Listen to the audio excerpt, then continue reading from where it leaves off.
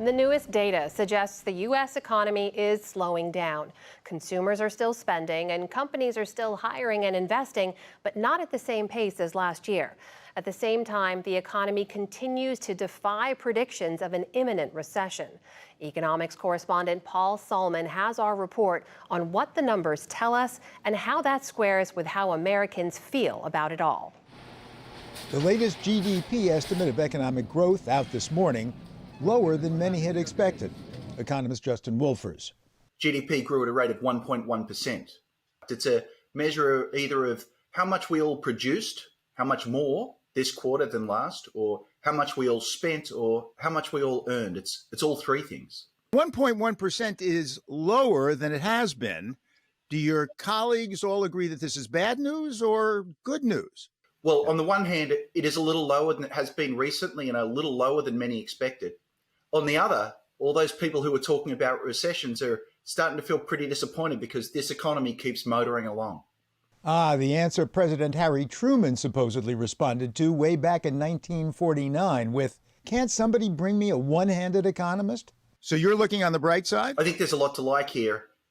This has been an economy dominated by people talking about recession and doom and glooming their way forward. But every time you look at the actual numbers, people are spending, people are producing, the economy keeps growing. As much as people say they're worried about the economy, if you look at what they do, people are out there spending money as if they believe things are okay. GDP is back where the CBO thought it would be 4 years ago. Unemployment is nearly at a 50-year low. Wages are growing. Inflation is higher than it has been in quite some time, but it's on the way back down and starting to look like it's at more manageable levels.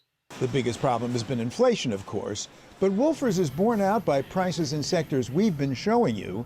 Eggflation, the souffle-like rise in egg prices, now dropping. Lumber up fourfold during COVID, back down near its level before the pandemic.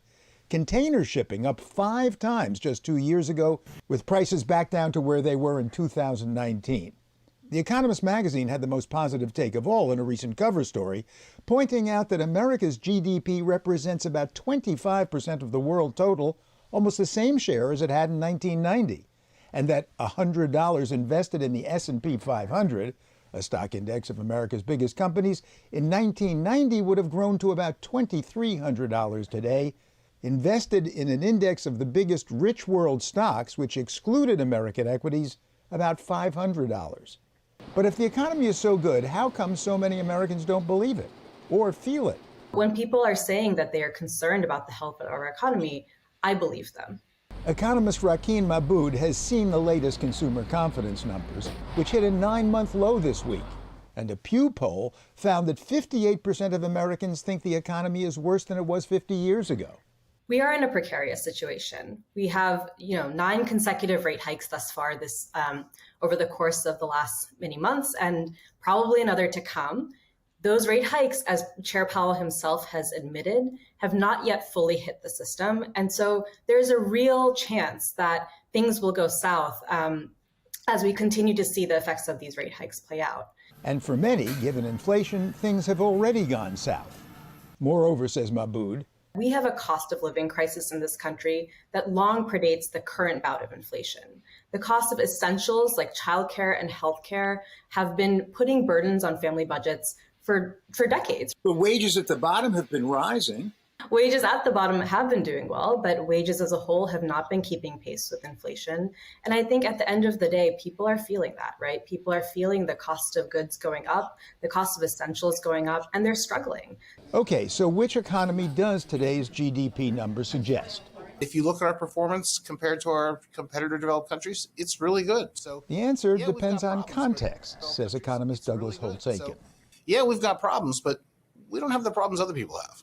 So years ago, you said that the United States was the best horse in the glue factory. What did you mean, and is it still true?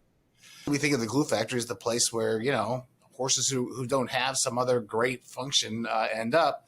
And so we worry that somehow the U.S. has passed its prime, that somehow we're not the economy that we once were. And I just don't think that's literally true. But the metaphor is that the American economy is going to be ground up into glue. It is perhaps not the rosiest assessment of the United States as an economy or nation, but I'm an economist. I'm not a rosy guy, right? And I just want to remind people at the end of that conversation that, yeah, those problems are there, but we're doing pretty well. For a horse in the global glue factory, that is. For the PBS NewsHour, Paul Salman.